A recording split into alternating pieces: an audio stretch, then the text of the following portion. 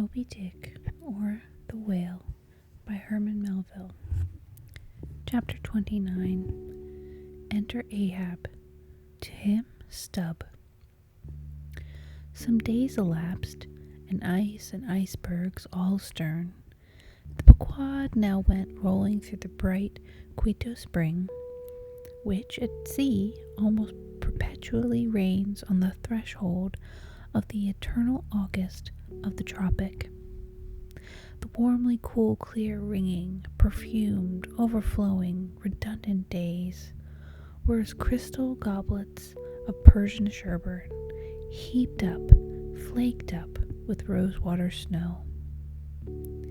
The starred and stately nights seemed haughty dames in jeweled velvets, nursing at home in lonely pride the memory of their absent conquering earls, the golden-helmeted sons.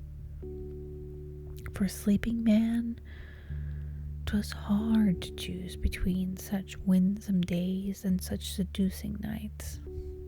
But all the witcheries of that unwaning weather did not merely lend new spells and potencies to the outward world. Inward they turned upon the soul, especially when the still mild hours of the eve came on. Then memory shot her crystals as the clear ice most forms of the noiseless twilights. And all these subtle agencies, more and more, they wrought on Ahab's texture. Old age is always wakeful, as if the longer linked with life, the less man has to do with aught that looks like death.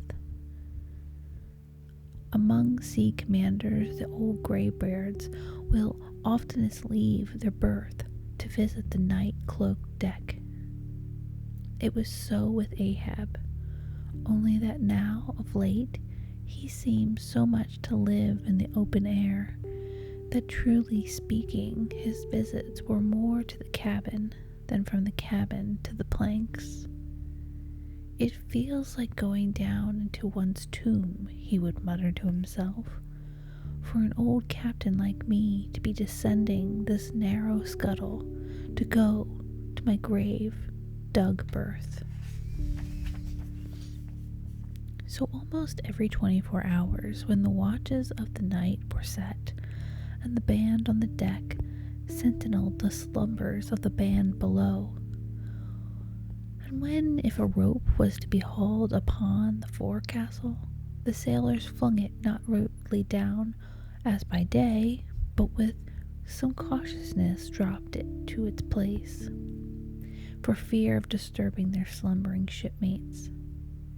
When this sort of steady quietude would begin to prevail habitually, the silent steersman would watch the cabin scuttle, and ere long the old man would emerge, gripping at the iron banister to help his crippled way. Some considerating touch of humanity was in him, for at times like these he usually abstained from patrolling the quarter-deck, because to his weariest mates, seeking the repose within 6 inches of his ivory heel, such would have been the reverberating crack and din of that bony step, that their dreams would have been of the crunching teeth of sharks.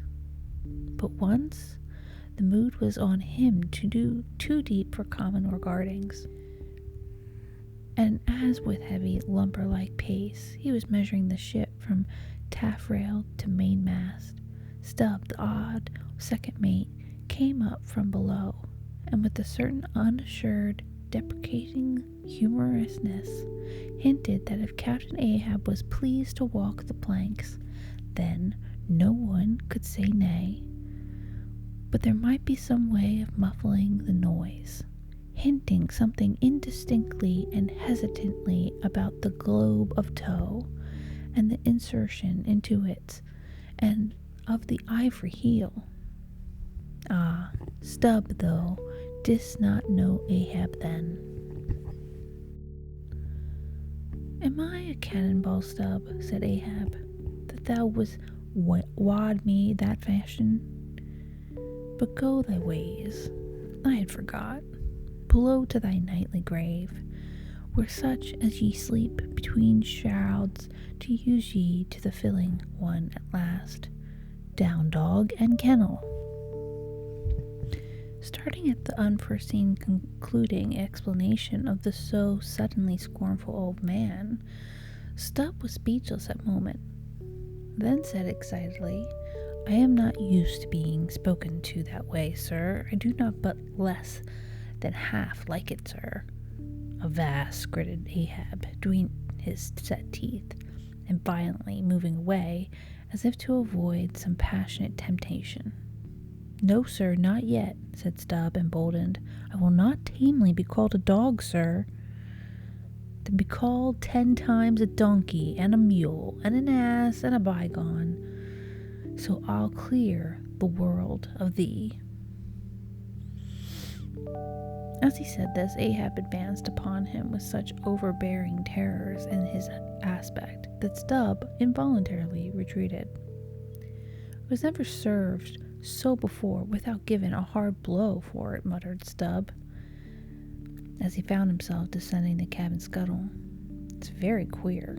Stop, Stubb. Somehow now I don't well know whether to go back and strike him or what's that?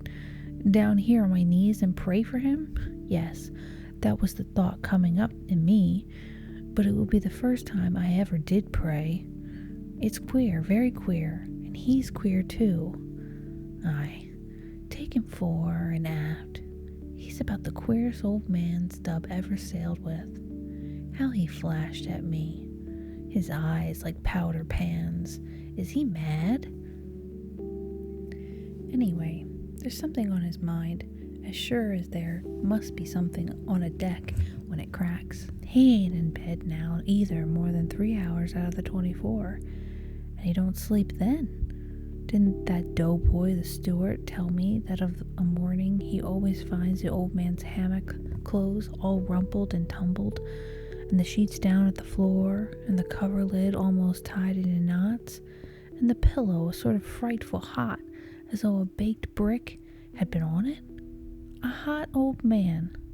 I guess he's got what some folks ashore call conscience. It's a kind of tick-dolly row, they say. Worse nor a toothache. Well, I don't know what it is, but the Lord keep me from catching it. He's full of riddles. I wonder what he goes into the aft hold for every night, as Doughboy tells me he suspects. What's that for? I should like to know. Who's made appointments with him in the hold? Ain't that queer, now? But there's no telling. It's the old game. Here goes for a snooze. Damn me. It's worth a fellow's while to be born into the world, if only to fall right asleep. And now that I think of it, that's about the first thing babies do. And that's a sort of queer, too. Damn me. But all things are queer, come to think of it. But that's against my principles. Think not in my 11th commandment, and sleep when that you can in my 12th. So here it goes again. But how's that? Didn't he call me a dog? Blazes. He called me 10 times a donkey and piled a lot of jackasses on top of that. He might as well have kicked me and done with it. Maybe he did kick me, and I didn't observe it. I was so taken all aback with his brow somehow. It flashed like a bleached bone. What the devil's the matter with me? I don't stand right on my legs. Coming afoul of that old man has sort of turned me wrong side out. By the Lord, I must have been streaming, though. How? But the only way is to stash it. So here goes to the hammock again, and in the morning I'll see how this plaguey juggling thing thinks over by daylight.